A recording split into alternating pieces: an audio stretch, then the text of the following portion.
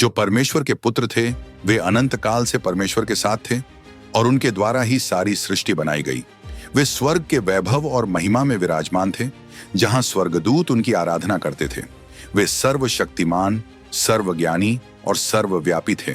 फिर भी उन्होंने अपना स्वर्गीय सिंहासन छोड़कर इस पृथ्वी पर आने का निर्णय क्यों लिया? क्या यह केवल एक साधारण मानव के रूप में जन्म लेने की बात थी, या इसके पीछे कोई दिव्य योजना छिपी थी? फिर जब वे इस संसार में आए तो उन्होंने दुख, तिरस्कार और अपमान सहा, और अंततः उन्होंने क्रूस पर अपने प्राण क्यों त्याग दिए? यदि वे वास्तव में परमेश्वर के पुत्र थे तो वे स्वयं को उस क्रूस से बचा सकते थे। वे अपने शत्रुओं को रोक सकते थे, स्वर्गीय सेनाओं को बुला सकते थे, पर उन्होंने ऐसा क्यों नहीं किया? आज हम बाइबल के आधार पर इस रहस्य को समझने का प्रयास करेंगे। यह केवल इतिहास की बात नहीं है, बल्कि एक ऐसा सत्य है जो हमारे जीवन को बदल सकता है। तो इस वीडियो को अंत तक अवश्य देखें, क्योंकि जो रहस्य आज हम उजागर करने जा रहे हैं वह आपके विश्वास को एक नई दिशा दे सकता है। लेकिन वीडियो में आगे बढ़ने से पहले अगर आपने हमारे चैनल को सब्सक्राइब नहीं किया है तो सब्सक्राइब करें, लाइक करें और वीडियो को ज्यादा से ज्यादा शेयर करें। तो चलिए वीडियो को शुरू करते हैं।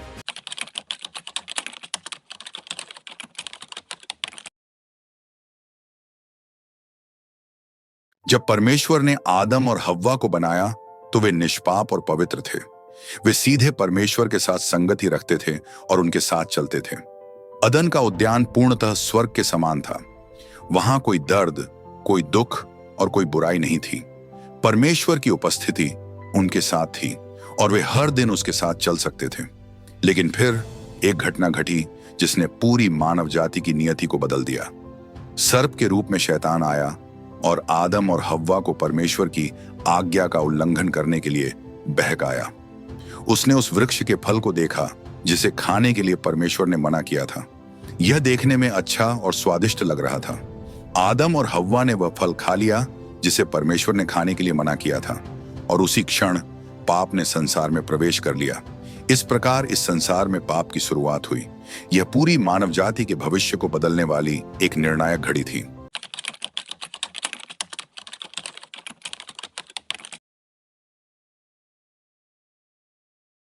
पाप केवल एक साधारण गलती नहीं थी। यह मनुष्य और परमेश्वर के बीच के उस पवित्र संबंध का टूटना था जो सृष्टि के प्रारंभ से ही बना हुआ था। जब आदम और हव्वा ने उस फल को खाया तो यह केवल एक आज्ञा का उल्लंघन नहीं था, बल्कि यह उनके हृदय में अविश्वास और अभिमान की उत्पत्ति थी।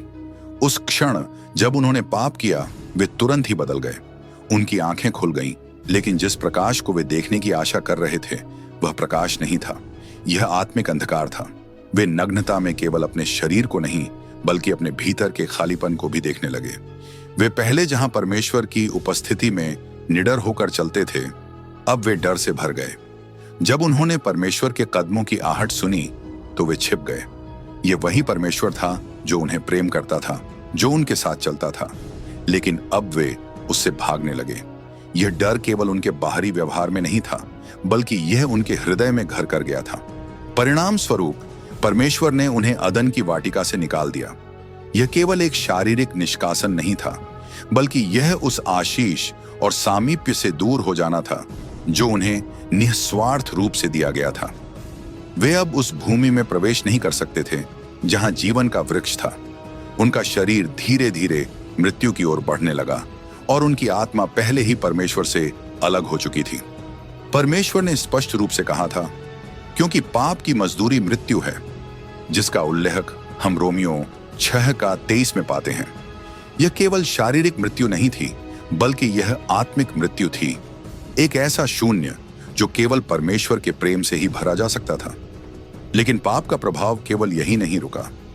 आदम और हव्वा की संतानों में वही पाप का बीज प्रवाहित हुआ। उनके बाद आने वाली प्रत्येक पीढ़ी इस पाप से ग्रसित हुई।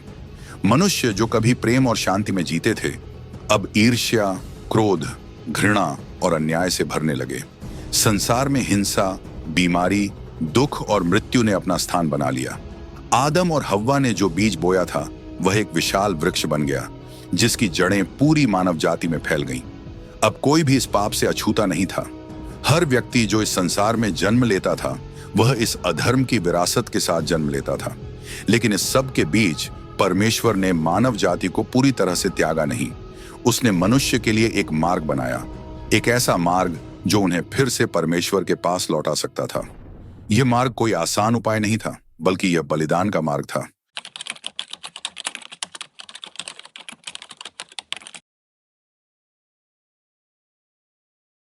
पुराने नियम के समय परमेश्वर ने पापों की क्षमा के लिए एक विशेष व्यवस्था स्थापित की, बलिदान की व्यवस्था। यह केवल एक रस्म नहीं थी, बल्कि एक गहरी आध्यात्मिक सच्चाई को दर्शाती थी। जब कोई व्यक्ति पाप करता था, तो वह अपनी गलती को सुधारने या उसे छिपाने के लिए कुछ नहीं कर सकता था। पाप का न्याय निश्चित था, और न्याय की मांग यह थी कि पाप का परिणाम मृत्यु हो। लेकिन परमेश्वर, जो न्याय होने के साथ साथ प्रेमी भी है, उन्होंने मनुष्य को पूरी तरह नष्ट नहीं किया। उसने एक मार्ग प्रदान किया, बलिदान का मार्ग। इस व्यवस्था के अनुसार जब कोई व्यक्ति पाप करता था, तो उसे निर्दोष पशु का बलिदान देना पड़ता था। यह बलिदान केवल एक पशु का वध नहीं था, बल्कि यह एक गहरा प्रतीक था। यह दिखाता था कि कोई निर्दोष किसी और के पाप के कारण मर रहा है। एक निर्दोष और बिना किसी दोष के पशु को चुना जाता था। यह कोई भी सामान्य पशु नहीं हो सकता था। उसे शुद्ध और निर्मल होना आवश्यक था। यह इस सच्चाई का प्रतीक था कि बलिदान देने वाला स्वयं दोषी था, लेकिन उसकी सजा को एक निर्दोष पर डाला जा रहा था। पापी व्यक्ति याजक के पास आता और निर्दोष पशु के सिर पर अपना हाथ रखता। यह कोई साधारण प्रक्रिया नहीं थी, बल्कि यह एक गहरी आत्मिक क्रिया थी। यह इस बात का संकेत था कि पापी के पाप अब उस निर्दोष पशु पर स्थानांतरित हो गए हैं। वह व्यक्ति यह महसूस करता था कि जिस सजा का अधिकारी वह स्वयं था, अब वह इस निर्दोष जीव पर आ पड़ी है। यह एक ऐसा क्षण था जहां पाप और पश्चाताप का सामना होता था। एक बार जब पाप पशु पर स्थानांतरित हो जाता था, तो उसे मार दिया जाता था। उसका लहू बहाया जाता था और वेदी पर अर्पित किया जाता था। यह एक कठोर और हृदय विदारक दृश्य था, लेकिन यह इस बात की गवाही देता था कि पाप की कीमत कितनी गंभीर थी। बाइबल कहता है, और बिना लोहू बहाए क्षमा नहीं होती। यह दिखाता था कि जीवन का मूल्य अत्यंत ऊंचा है। पाप केवल एक साधारण गलती नहीं थी, बल्कि यह मृत्यु की मांग करता था, और इस बलिदान के बिना क्षमा संभव नहीं थी।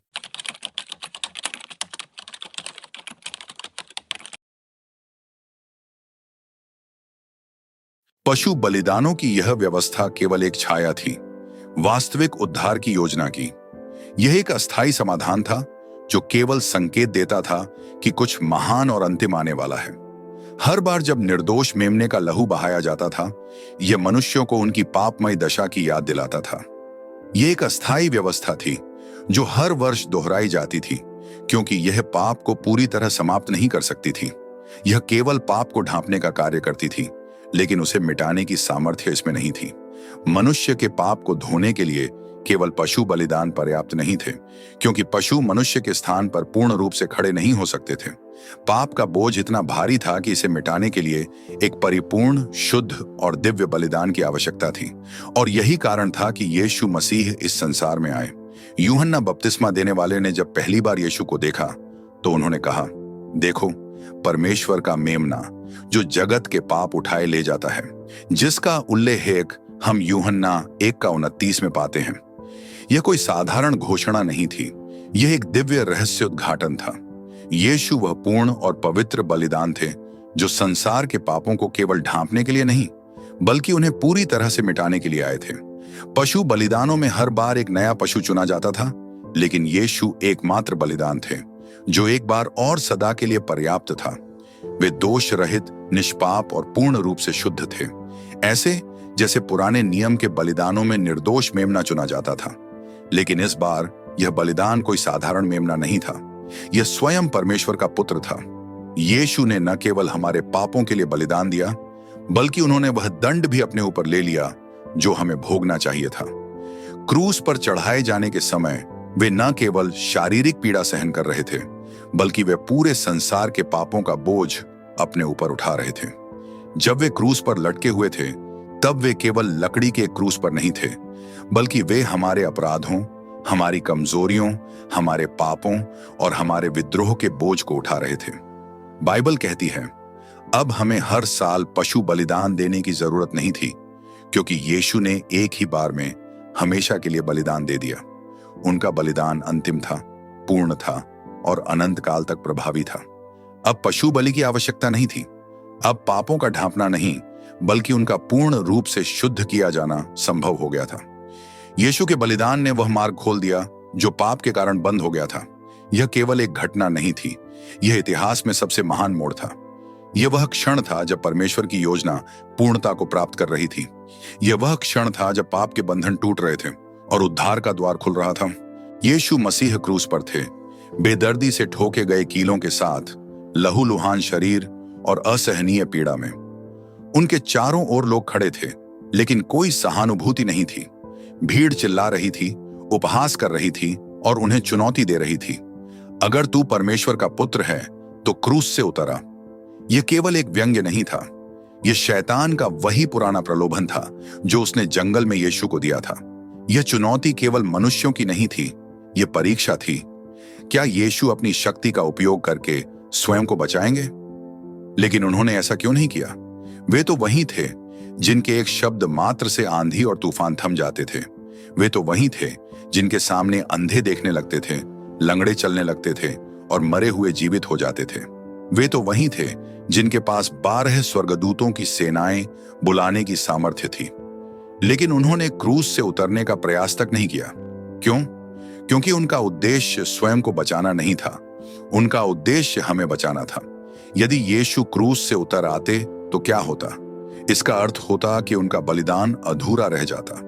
इसका अर्थ होता कि पाप की कीमत चुकाई नहीं जाती। इसका अर्थ होता कि मानव जाति हमेशा के लिए खो जाती।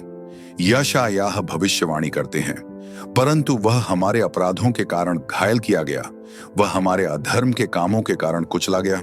हमारी शांति के लिए ताड़ना उस पर पड़ी और उसके कोड़ों खाने से हम चंगे हो गए। क्रूस से उतरने का अर्थ होता उद्धार की योजना को अधूरा छोड़ देना। लेकिन यीशु पूर्ण बलिदान देने के लिए आए थे। वे हमारे स्थान पर मृत्यु सहने के लिए आए थे। पुराने नियम में सैकड़ों साल पहले यह भविष्यवाणी की गई थी कि मसीह को क्रूस पर चढ़ाया जाएगा, तिरस्कार किया जाएगा और पाप के लिए बलिदान दिया जाएगा। मैं कीड़ा हूं, मनुष्य नहीं, लोगों में नाम धराई और प्रजा में तुच्छ ठहराया गया। जितने मुझे देखते हैं वे ठट्ठा करते हैं। वे ओंठ चढ़ाते, सिर हिलाते और कहते हैं, इसने यहोवा पर भरोसा रखा है, यहोवा ही इसे बचाए, वह इसे छुड़ा ले क्योंकि वह इससे प्रसन्न है। यशायाह 53 अध्याय में लिखा है कि मसीह को ठुकराया जाएगा, दुख उठाएगा और संसार के पापों का बोझ उठाएगा। यदि यीशु क्रूस से उतर जाते तो यह भविष्यवाणियां झूठी साबित होती। लेकिन उन्होंने परमेश्वर की योजना को पूरा किया। मनुष्य प्रेम को शक्ति, जीत और प्रभुता में देखता है, लेकिन परमेश्वर ने प्रेम को बलिदान के रूप में दिखाया। परंतु परमेश्वर हम पर अपने प्रेम की पुष्टि इसी से करता है कि जब हम पापी ही थे तब मसीह हमारे लिए मरे। यीशु ने प्रेम को केवल शब्दों में नहीं बल्कि अपने लहू से साबित किया। उन्होंने दिखाया कि सच्चा प्रेम यह नहीं कि कोई अपनी शक्ति से बच जाए, बल्कि यह कि वह दूसरों को बचाने के लिए अपनी जान दे दे। इसलिए वे क्रूस से नहीं उतरे क्योंकि वे वहां प्रेम से लटके हुए थे, क्योंकि वे वहां उद्धार को पूरा करने के लिए थे, क्योंकि वे वहां परमेश्वर की भविष्यवाणियों को पूरा करने के लिए थे, क्योंकि वे वहां हमें पाप और मृत्यु से छुड़ाने के लिए थे। और जब उन्होंने अपने अंतिम शब्द कहे, पूरा हुआ, तो वह हार का नहीं बल्कि विजय का घोषणा पत्र था। यीशु ने अपने बलिदान से शैतान, पाप और मृत्यु पर विजय पाई और यही कारण था कि वे क्रूस से नहीं उतरे।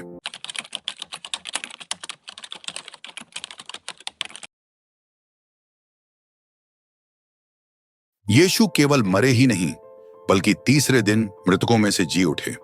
यह कोई साधारण घटना नहीं थी, यह इतिहास में सबसे महान और निर्णायक क्षण था। क्रूस पर उनकी मृत्यु ने पाप का दंड चुका दिया, लेकिन यदि वे मरे ही रहते तो यह उद्धार अधूरा रह जाता। पुनरुत्थान ने साबित किया कि उन्होंने न केवल हमारे पापों को उठाया बल्कि उन्होंने मृत्यु को भी पराजित कर दिया। जब महिलाएं कब्र पर गईं तो उन्हें वहां यीशु का शव नहीं मिला, लेकिन उन्हें एक संदेश मिला जो युगों युगों तक गूंजता रहेगा। वह यहां नहीं है, वह जी उठा है जैसा कि उसने कहा था। यह शब्द केवल एक घोषणा नहीं थी, यह संसार के इतिहास की सबसे शक्तिशाली सच्चाई थी। मृत्यु जो आदम के पाप के कारण संसार में आई थी, अब यीशु की विजय के सामने हार मान चुकी थी। मनुष्य हमेशा से मृत्यु से डरता आया था, लेकिन यीशु ने दिखाया कि मृत्यु अंतिम सत्य नहीं है। बाइबल कहती है, मृत्यु तेरी जीत कहां रही? हे मृत्यु, तेरा डंक कहां रहा? यीशु का पुनरुत्थान यह प्रमाण था कि मृत्यु पर अंतिम अधिकार अब उनके पास है और वे हमें भी नया जीवन देने में समर्थ हैं। यदि यीशु कब्र में ही रहते तो यह साबित हो जाता कि उनका बलिदान पर्याप्त नहीं था, लेकिन पुनरुत्थान यह प्रमाण था कि परमेश्वर ने उनके बलिदान को स्वीकार कर लिया है। बाइबल कहती है, और यदि मसीह जी नहीं उठा तो तुम्हारा विश्वास व्यर्थ है और तुम अब भी अपने पापों में फंसे हो। पुनरुत्थान यह सिद्ध करता है कि अब पाप का कोई अधिकार नहीं रहा। अब उन सभी को जो यीशु में विश्वास करते हैं पाप की क्षमा मिल सकती है। यीशु के पुनरुत्थान ने दिखाया कि मृत्यु के बाद जीवन है, और यह जीवन केवल उन लोगों के लिए है जो उन पर विश्वास करते हैं। जो कोई मुझ पर विश्वास करता है वह यदि मर भी जाए तो भी जीवित रहेगा। अब अनंत जीवन कोई अधूरी आशा नहीं है, यह एक सुनिश्चित सत्य है जिसे यीशु ने स्वयं प्रमाणित किया है। यीशु मसीह ने स्वयं को क्रूस से इसलिए नहीं बचाया क्योंकि वे आपको और मुझे बचाना चाहते थे। उन्होंने अपनी सामर्थ्य का उपयोग स्वयं को छुड़ाने के लिए नहीं किया, बल्कि हमारे लिए अपने प्राण दे दिए। यह प्रेम का सबसे बड़ा प्रमाण था, एक ऐसा प्रेम जो बलिदान देता है, जो अपने अधिकारों को छोड़ता है और जो अपने शत्रुओं के लिए भी प्रार्थना करता है। हे पिता, इन्हें क्षमा कर क्योंकि ये नहीं जानते कि क्या कर रहे हैं। यह प्रेम किसी भी सांसारिक प्रेम से अधिक महान था। यह ऐसा प्रेम था जो मृत्यु को भी स्वीकार करने को तैयार था ताकि हम जीवन पा सकें। यीशु ने क्रूस पर अपने अंतिम शब्द कहे, पूरा हुआ। इसका अर्थ यह था कि उद्धार का कार्य समाप्त हो चुका था। पाप की कीमत पूरी तरह चुका दी गई थी। अब कोई और बलिदान आवश्यक नहीं था। लेकिन कहानी केवल यहां समाप्त नहीं हुई। तीसरे दिन यीशु मृतकों में से जी उठे। उनके पुनरुत्थान ने यह साबित कर दिया कि पाप और मृत्यु पर उनका अधिकार है। अब जो कोई उन पर विश्वास करता है उसे पापों की क्षमा और अनंत जीवन का वरदान मिलता है। आज भी उनका निमंत्रण खुला है। बाइबल कहती है, यदि तू अपने मुंह से यीशु को प्रभु कहकर अंगीकार करे और अपने मन में विश्वास करे कि परमेश्वर ने उसे मृतकों में से जिलाया तो तू उद्धार पाएगा। यह कोई जटिल प्रक्रिया नहीं है, यह एक साधारण निमंत्रण है, एक खुले हृदय से यीशु को स्वीकार करने का निमंत्रण। तो क्या आप इस अद्भुत प्रेम को स्वीकार करना चाहते हैं? क्या आप अपने पापों से मुक्त होकर अनंत जीवन को अपनाना चाहते हैं? यदि हां, तो आज ही उनके पास आएं, उनसे प्रार्थना करें, अपने पापों को स्वीकार करें और उन्हें अपना जीवन सौंप दें। यीशु न केवल आपको क्षमा करने के लिए तैयार हैं, बल्कि वे आपको नया जीवन देने के लिए भी तैयार हैं। अपने जीवन में यह कदम उठाइए। पहला, यीशु पर विश्वास करें। यह स्वीकार करें कि उन्होंने आपके लिए क्रूस पर अपने प्राण दिए और मृतकों में से जी उठे।